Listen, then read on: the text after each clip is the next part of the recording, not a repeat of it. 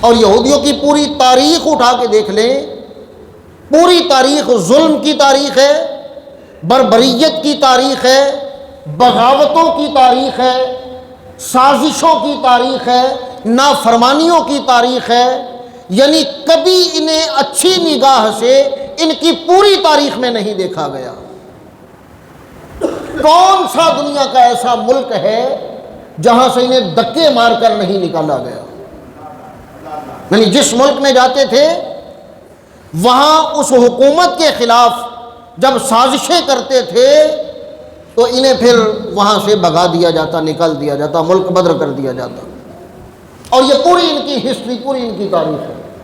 حضرت موسیٰ علیہ السلام کے دور میں جب نبی ان میں موجود تھے، کلیم اللہ ان میں موجود تھے علیہ السلام، تو اس وقت ان کا کردار کیا تھا، ان کا رویہ کیا تھا، موسیٰ علیہ السلام کے ساتھ ان کا انداز تخاطب کیا تھا، اللہ تعالیٰ نے قرآن مجید میں بیان فرمایا۔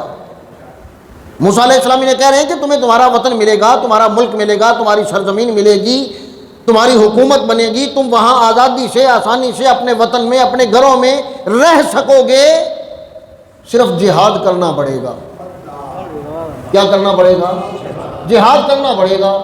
تو نکلو میرے ساتھ، آؤ، تمہارے ملک میں جو قابض ہیں ان کے خلاف جہاد کرو، انہیں وہاں سے مار بھگاؤ، اللہ تمہیں فتح دے گا، وہاں رہو۔ تو انہوں نے کیا جواب دیا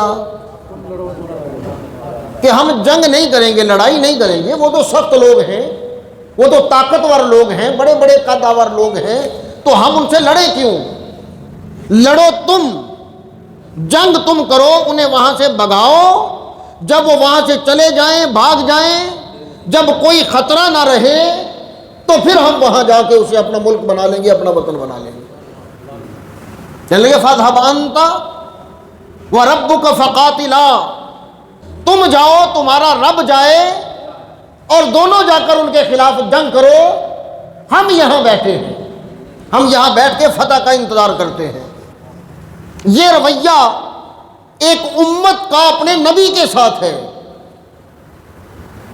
تو جس امت کا نبی کے ساتھ یہ رویہ ہو، وہ نبی کے پردہ فرما جانے کے بعد کیا کرے گی بالکل واضح ہے، اور جو کیا ہے وہ بھی سب کے سامنے ہے۔